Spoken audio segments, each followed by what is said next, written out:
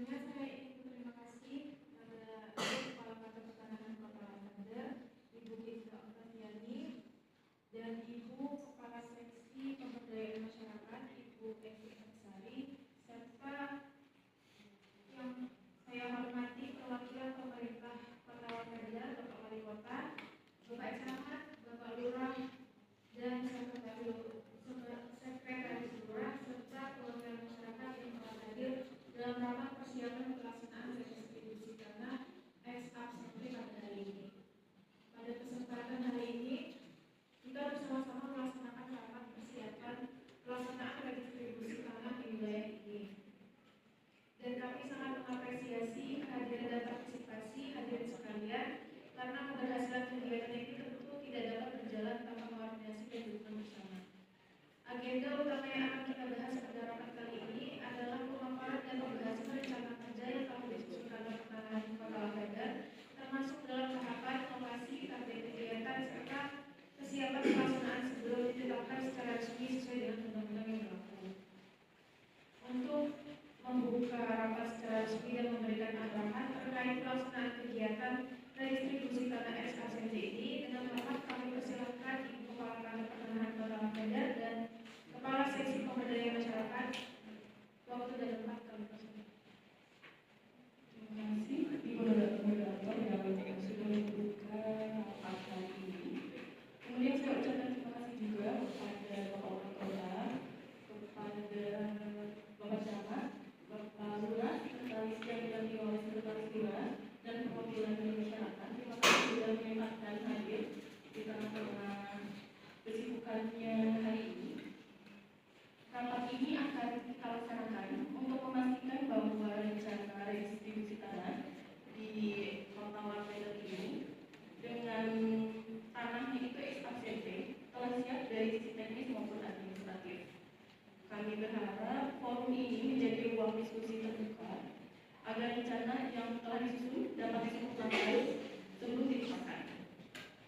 Kemudian saya persilakan kepada kasih saya, yaitu Kepala Seksi Pemberdayaan Masyarakat, untuk memaparkan materi. Itu Ibu Evi, saya persilakan.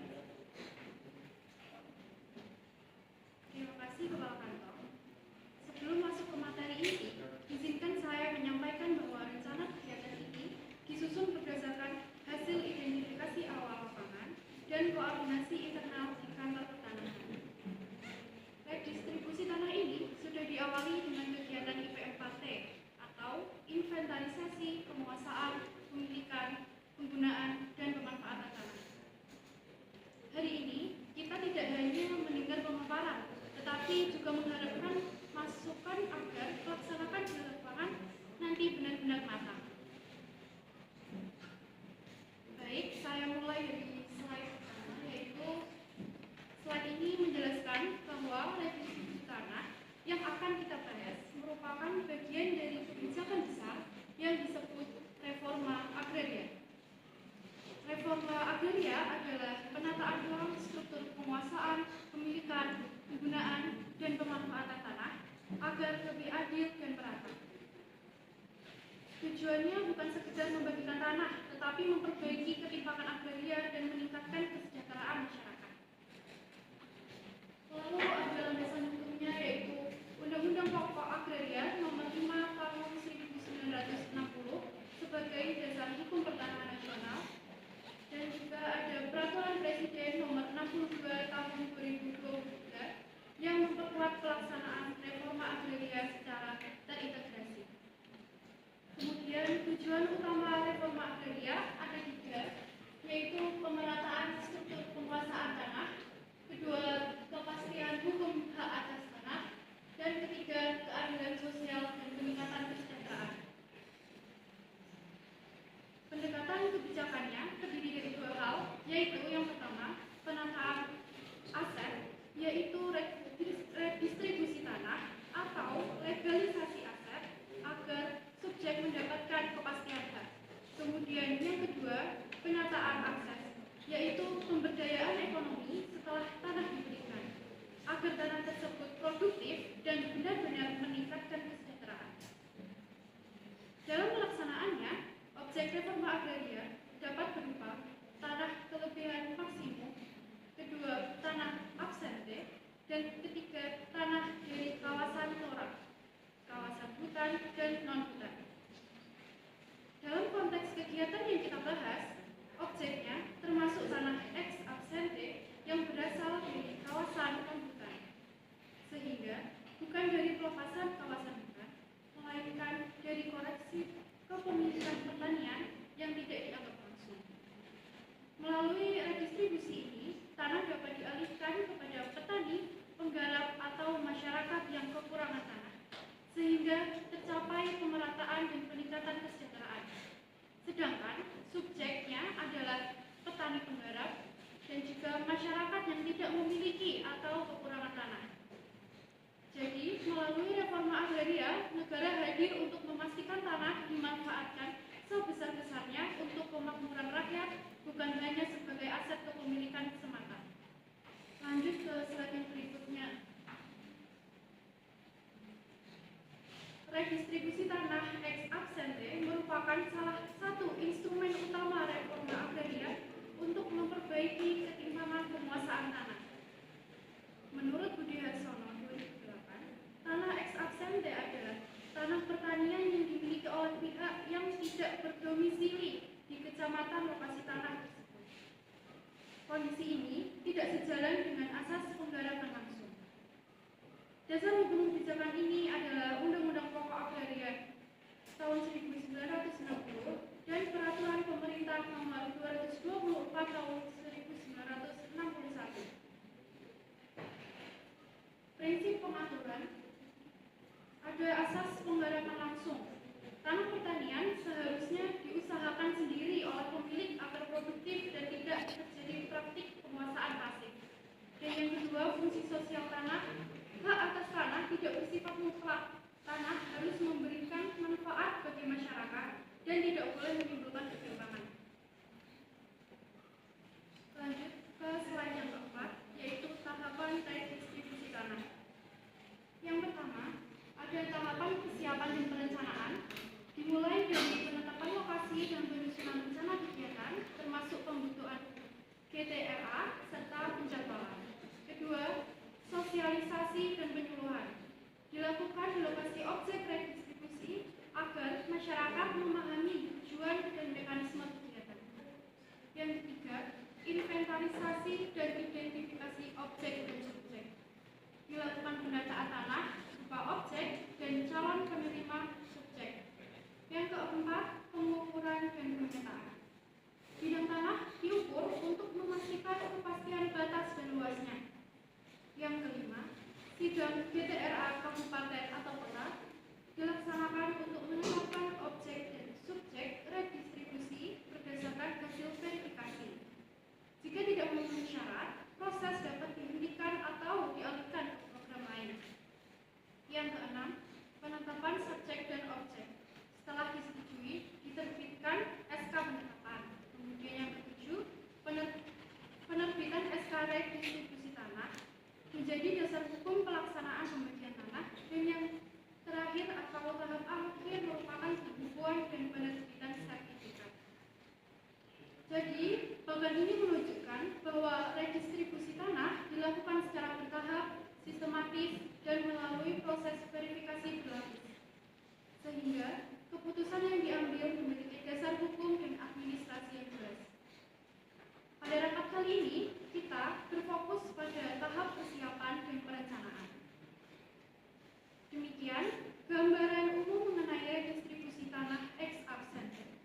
Untuk tahap perencanaan dan persiapan yang bersifat strategis, termasuk penetapan lokasi, target visi, dan jadwal kegiatan, akan dijelaskan langsung oleh Kepala Kantor.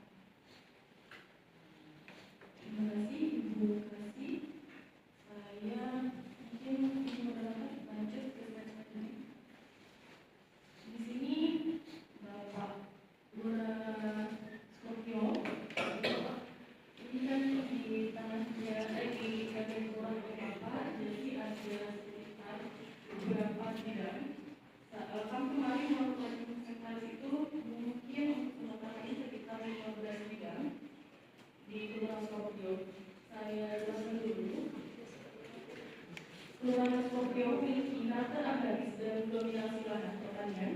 sehingga secara indikatif memenuhi kriteria sebagai lokasi pelaksanaan redistribusi.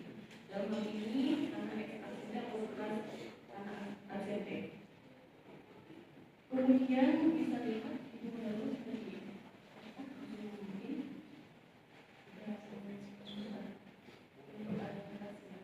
Kelurahan Soloke itu berbatasan sebelah utaranya dengan Kelurahan Orion, kemudian sebelah baratnya dengan Kelurahan Vega, di sebelah selatannya dengan 3 kelurahan langsung yaitu Sirius, Altai dengan Aurora, dan di sebelah timurnya dengan Teluk Bukit Batu. Kemudian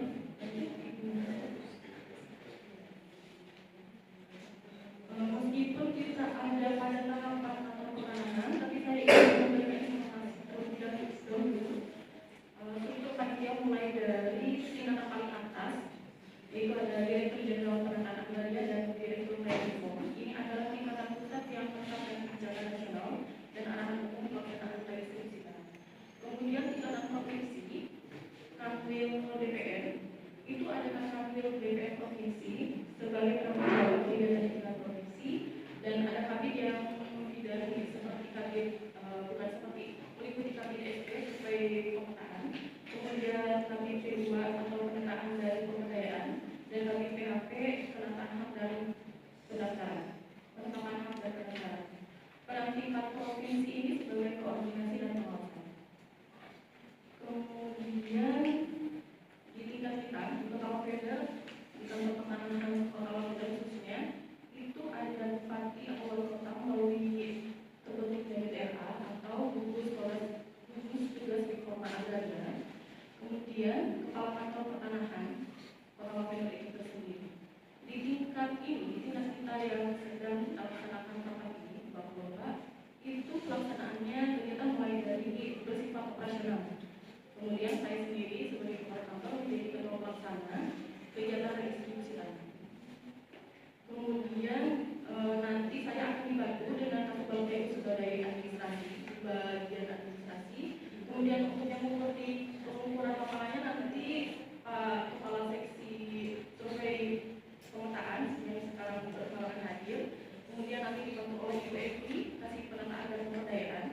Kemudian ada kasih penetapan hak dan pendaftaran. Dan nanti mereka bertugas mengkoordinasikan pelaksanaan redistribusi. Kemudian nanti ada petugas langsung di bawahnya Satgas Tugas itu ada Satgas Sosial Perlindungan, kemudian Satgas Inventarisasi dan Identifikasi, Satgas Pengukuran dan Pemetaan, Satgas Pengukuran dan Penerbitan Sertifikat. Inilah pelaksana langsung yang di lapangan. Jadi bagian ini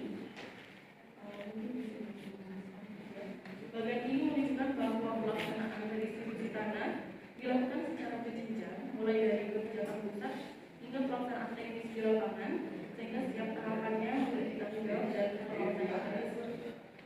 Kemudian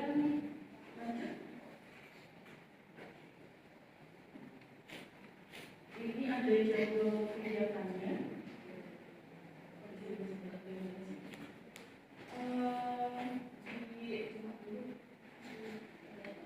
Pelaksanaan redistribusi tanah ex-ASMT di Kota Wapenda ini tahun anggaran 2026 itu akan dilaksanakan mulai dari Januari hingga sampai akhir Oktober. Itu ada 8 kegiatan.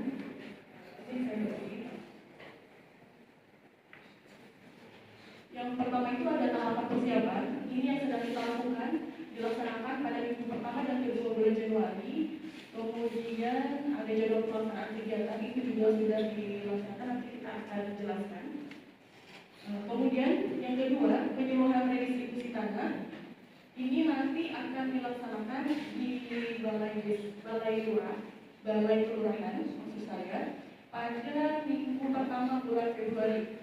Kemudian inventarisasi dan identifikasi objek dan subjek itu ini yang paling lama ya, yang paling lama mulai dari bulan Februari sampai bulan Mei, pertama bulan Mei. Kemudian pengukuran dan pemetaan ini akan dilaksanakan setelah inventarisasi dan identifikasi objek dan subjek dilaksanakan, yaitu pada bulan Juni. Kemudian sidang PPL itu dilaksanakan awal Juli ya. Awal Juli, kemudian penetapan objek dan subjek dari distribusi tanah itu di Juli dan sampai awal Agustus. Kemudian tahapan ketujuh penerbitan SKB distribusi yaitu di bulan September. Dan yang terakhir adalah pembukuan dan penerbitan sertifikat di bulan Oktober.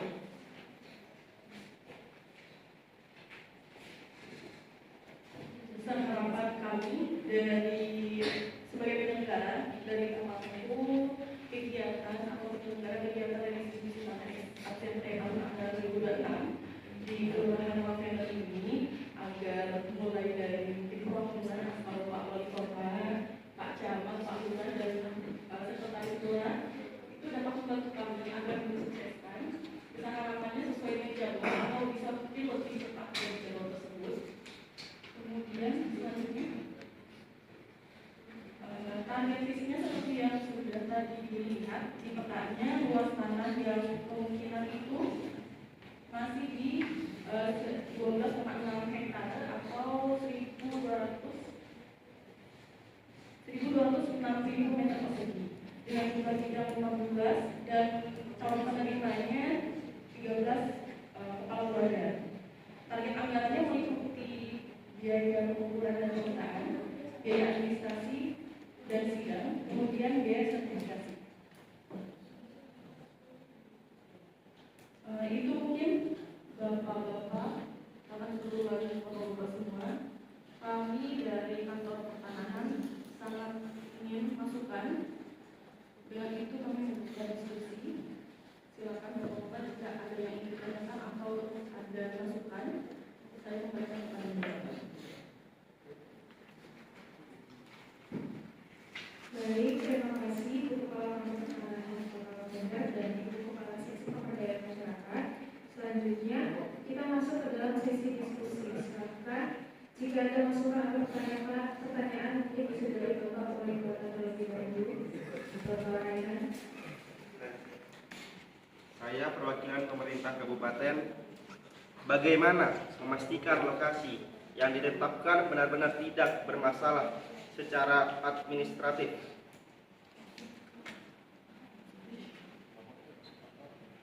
Terima kasih Pak. Untuk lokasi yang ditetapkan berdasarkan identifikasi lapangan dan perencanaan administrasi. Jadi kemarin kami juga saya bersama Kepala Seksi Survei dan Pemetaan menetapkan hal tersebut karena sudah dilihat juga dengan berkas-berkas sebelumnya dan hasil eksekusi juga. Kami memastikan tanah tidak dalam sengketa, tidak bertentangan dengan tata ruang serta memenuhi kriteria objek distribusi. Jika ada ketidaksesuaian, akan dilakukan evaluasi sebelum penetapan. Mungkin itu Pak. Terima kasih Ibu Kepala Kantor Pertanahan. Selanjutnya bisa dari Bapak Camat mungkin ada yang ingin ditambahkan. Baik, selamat siang. Assalamualaikum warahmatullahi wabarakatuh. Salam sejahtera untuk kita semua. Baik, saya selaku Kepala Kecamatan Maca ini melihat dari sisi masyarakat, yang dimana mungkin jika saya jadi masyarakat ini ya, itu mungkin ada keberatan atau mungkin keberatan dengan apa yang ibu-ibu rencanakan pada kecamatan kami. Nah, jadi itu bagaimana sih sikap solusi yang para ibu-ibu dan jajaran berikan kepada masyarakat yang jika ada keberatan itu pada saat pelaksanaan. Baik, mungkin itu saja. Terima kasih. Mungkin saya mau menjawab. Terima kasih Bapak Camat atas pertanyaannya. Apabila terdapat keberatan, terlebih dulu dilakukan klarifikasi dan verifikasi data. Nah, selanjutnya baru diselesaikan melalui mediasi di tingkat desa dan kecamatan. Lalu, jika belum terselesaikan, akan dibahas dalam forum DPRA agar mendapatkan keputusan yang objektif dan sesuai kebutuhan. Apakah cukup menjawab? Baik, terima kasih Bu.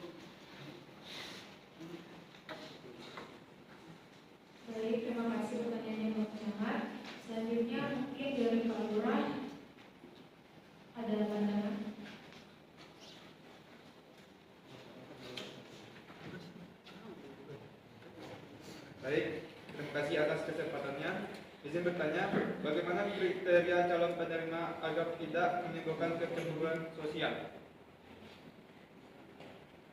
Bisa diulangi Pak? Bagaimana kriteria calon penerima agar tidak menimbulkan kecemburuan sosial? Oh iya, langsung saya jawab. Calon penerima diprioritaskan kepada petani penggarap yang tidak memiliki atau yang tidak memiliki tanah atau tanah gitu. Kemudian prosesnya melalui verifikasi bersama pemerintah desa, pemerintah kelurahan seperti nantinya, dan diumumkan secara terbuka sebelum ditetapkan gitu.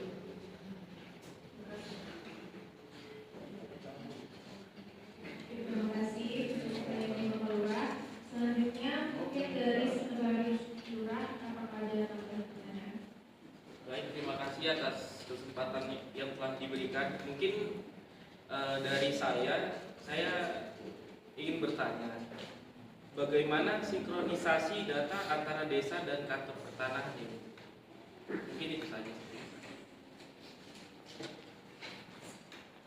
Baik, Pak Sekretaris Lurah. Sinkronisasi data dilakukan melalui pencocokan data administrasi desa dengan hasil inventarisasi dari kantor pertanahan. Proses ini dilakukan secara bersama melalui verifikasi lapangan dan berita acara yang ditandatangani kedua belah pihak. Jika terdapat perbedaan data, akan dilakukan klarifikasi sebelum ditetapkan secara resmi. Apakah sudah cukup?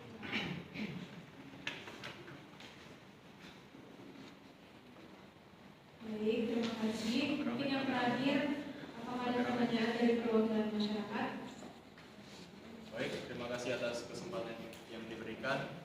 Saya mewakili masyarakat setempat ingin memastikan apa saja jaminan bahwa proses redistribusi tanah ini berjalan sesuai dengan proses yang adil dan transparan. Terima kasih.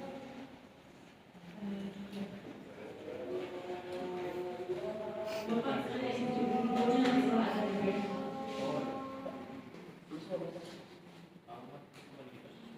Terima kasih Bapak Stefan.